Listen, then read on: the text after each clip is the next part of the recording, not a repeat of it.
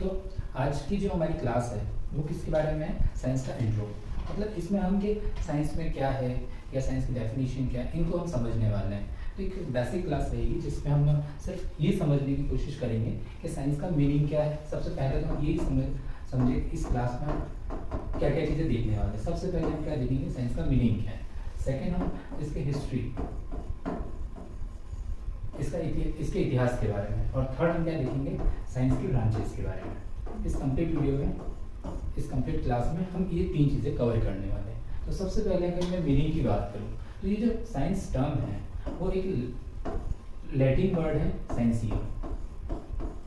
क्या है?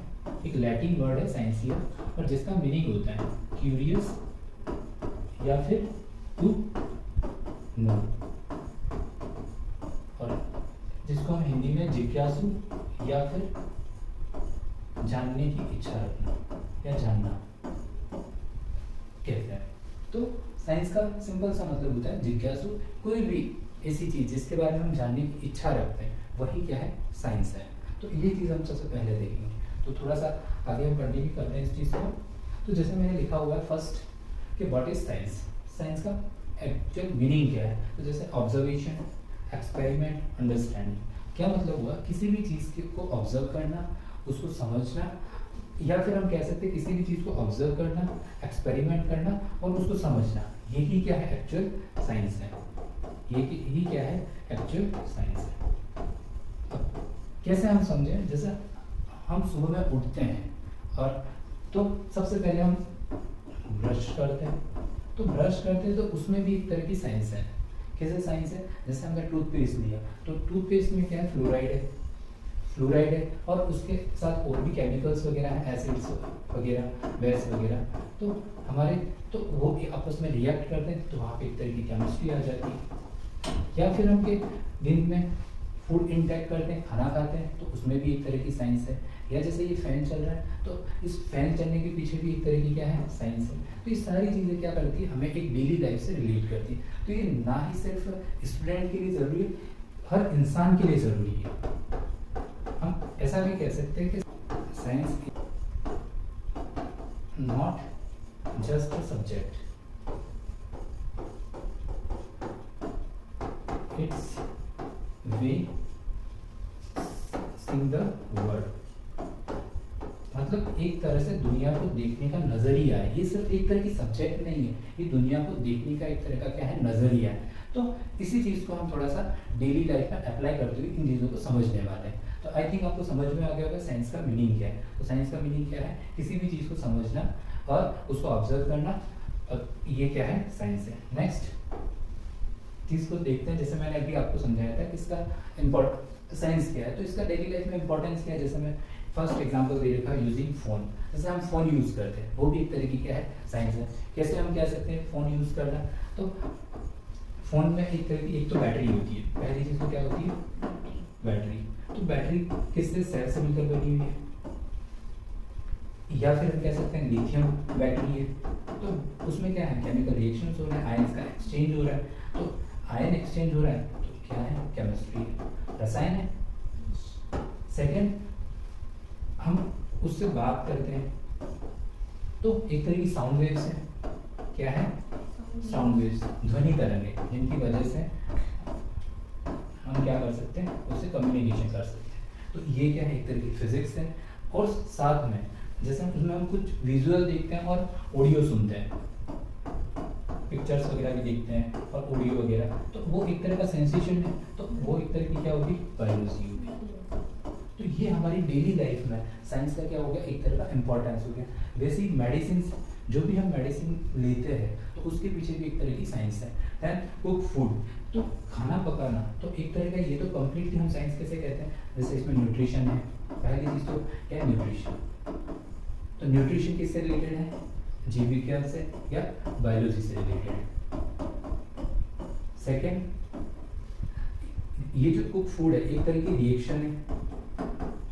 कैसे? जैसे हमने एक कच्चा पदार्थ लिया, मान लेते जैसे रोटी क्या, जैसे अनाज वगैरह लिया, तो इनको क्या किया? कुक किया, पकाया, तो उसको या तो रोटी में कन्वर्ट कर दिया या जो भी हमारे पास एक खाने योग्य मटेरियल में चेंज किया, तो एक तरह की क्या होगी, एक नया पदार्थ बन गया, तो एक तरह की केमिकल रिएक्शन होगी। और इससे जो एनर्जी हमें मिल रही है वो क्या है, एक तरह की ऊर्जा, फिजिक्स है। तो ये भी हम कह सकते हैं कि हमारी डेली लाइफ में साइंस का काफ़ी ज़्यादा क्या है, इम्पोर्टेंस है। तो आई थिंक ये एग्जाम्पल से भी आपको समझ में आ रहा होगा कि हमारा एग्जैक्टली इस क्लास में क्या चीज़ हम समझने की कोशिश कर रहे हैं कि डेली लाइफ में हमारे लिए साइंस का क्या इंपॉर्टेंस है और उसका मीनिंग क्या है। तो क्या इंपॉर्टेंस है, तो हम जो भी एक्टिविटी वगैरह परफॉर्म करते हैं डेली लाइफ में, उन सब में कहीं न कहीं साइंस है। इसलिए मैंने कहा कि ये एक तरह का देखने का नज़रिया है। तो नेक्स्ट और आगे हम कंटिन्यू करते हैं इन्हीं चीज़ को। तो जैसे मैंने अभी इससे पहले आपको कहा था कि साइंस में हम क्या क्या चीज़ें समझेंगे। सबसे पहले हम समझेंगे मीनिंग कि साइंस का अर्थ क्या है, तो वो चीज़ हमने समझ ली। सेकेंड हमने कहा था ब्रांचेस, इसकी कौन कौन सी शाखा है, तो यही हमारा नेक्स्ट टॉपिक है। तो सबसे पहले हम देखते हैं फिजिक्स। फिजिक्स किसके साथ डील करती है, एनर्जी, मोशन और फोर्स, ऊर्जा, गति और बल, या नेचर में होने वाली जो भी घटनाएं हैं उनके साथ क्या करती है, डील करती, वो एक तरह की फिजिक्स है। जैसे कि आपने कुछ एक एग्जाम्पल देखे होंगे, जैसे हमारा चलना, बैठना, या फिर न्यूटन के जो गति के नियम हैं वो भी किससे, फिजिक्स से रिलेटेड है। तो आपने देखा होगा कि जो एप्पल है वो पेड़ से नीचे गिर रहा है, तो उसी पर आधारित हमने कुछ नियम बनाए, या फिर कि जो गुरुत्वाकर्षण वगैरह बल देखे वो किस में है, फिजिक्स में। तो ये किससे के साथ डील करती है फिजिक्स, एनर्जी, मोशन और फोर्स के साथ। कोई भी बल, जैसे कि हम किसी चीज़ को धक्का भी लगाएं तो वो भी एक तरह का बल है, तो ये फोर्स वगैरह इन सब के साथ डील करेंगे तो हम क्या करेंगे, फिजिक्स है। तो नेचर में होने वाली घटनाओं के बारे में अध्ययन करना क्या है, फिजिक्स है। इसके बाद केमिस्ट्री डील्स विथ मैटर और रिएक्शंस। मैटर का मतलब होता है पदार्थ, और पदार्थ और उनमें होने वाली आपस में जो रिएक्शंस है तो उनके बारे में स्टडी क्या है, एक तरह की केमिस्ट्री है। Next biology, biology body, health और नेचर, प्रकृति के बारे में अध्ययन करना, साथ ही हमारी जो बॉडी है और जो भी लिविंग थिंग्स हैं, हमारी नहीं सिर्फ लिविंग थिंग्स में हम कह सकते हैं प्लांट्स, एनिमल और माइक्रोब्स, और एक और क्लास अगर लेते हैं ह्यूमन बीइंग्स।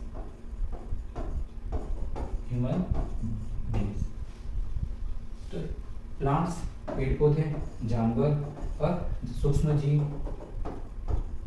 और मानव, इन सभी के बारे में अध्ययन जिस शाखा के अंदर, जिस ब्रांच के अंदर किया जाता है वो क्या है, बायोलॉजी। तो आई थिंक तीनों ब्रांचेज हमको समझ में आ गई होगी कि तीन कौन कौन सी ब्रांचेज है, फिजिक्स, केमिस्ट्री और बायोलॉजी। एक और साथ में हम देखते हैं इकोलॉजी। इकोलॉजी को मैं साथ में आपको बता देता हूँ। इकोलॉजी को कहते हैं पारिस्थितिकी। तो पारिस्थितिकी में किसके बारे में अध्ययन किया जाता है, लिविंग और नॉन लिविंग थिंग्स के बीच में इंटरैक्शन के बारे में, इनके बीच में क्या संबंध है उसके बारे में जब अध्ययन किया जाता है तो वो क्या है, इकोलॉजी है। ठीक है, तो आई थिंक यहाँ तक चीज़ें हमको समझ में आ गई है। अब नेक्स्ट हम देखते हैं कि हिस्ट्री के बारे में, साइंस की हिस्ट्री के बारे में, इसके इतिहास के बारे में, कि जैसे फादर ऑफ बायोलॉजी या फादर ऑफ जीव विज्ञान, या फिर फादर ऑफ केमिस्ट्री, रसायन विज्ञान, फादर ऑफ फिजिक्स, भौतिक विज्ञान,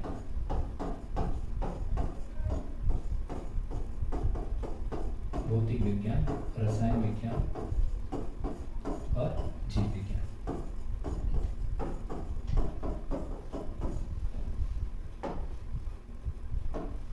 तो जैसे जीव विज्ञान, तो जीव विज्ञान के पिता कौन है, फादर कौन है, अरस्तु। और रसायन विज्ञान के पिता कौन है, लेवोजियर। कौन है, लेवोजियर। और भौतिक विज्ञान के आइजक न्यूटन। कौन है, आइजक न्यूटन। ठीक है, फादर ऑफ बायोलॉजी अरस्तु, लेवोजियर और आइजक न्यूटन। नेक्स्ट थोड़ा और डिटेल में देखते हैं बायोलॉजी के बारे में। बायोलॉजी या जीव विज्ञान, तो बायोलॉजी की 2 ब्रांचेज हैं। फर्स्ट ब्रांच कौन सी है? बॉटनी, और सेकेंड जूलॉजी। इसमें हम पेड़ पौधों के बारे में अध्ययन करते हैं, इसको हम वनस्पति विज्ञान भी कहते हैं, और इसमें को जंतु विज्ञान, और एक और होती है माइक्रोबायोलॉजी।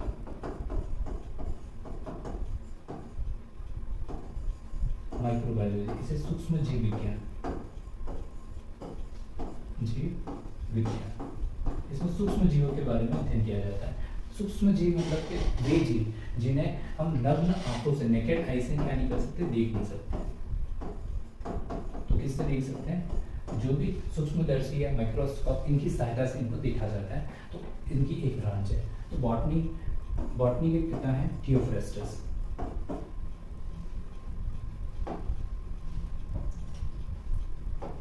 बॉटनी के पिता कौन है? थियोफ्रेस्टस।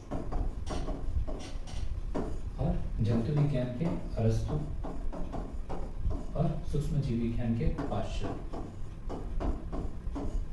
ठीक है। और एक और साथ में ऐड करते हैं एम्ब्रियोलॉजी। एम्ब्रियोलॉजी को बोलते हैं भ्रूण विज्ञान, और इसके पिता है अरस्तु। आई थिंक यहाँ तक चीज़ें हमको समझ में आ गई होगी कि हमने इनका क्लासिफिकेशन भी कर दिया और उसका मीनिंग भी समझ लिया, और साइंस का इम्पोर्टेंस क्या है। तो आई थिंक यहाँ तक आपको चीज़ें क्लियरली समझ में आ गई होगी। Thank you.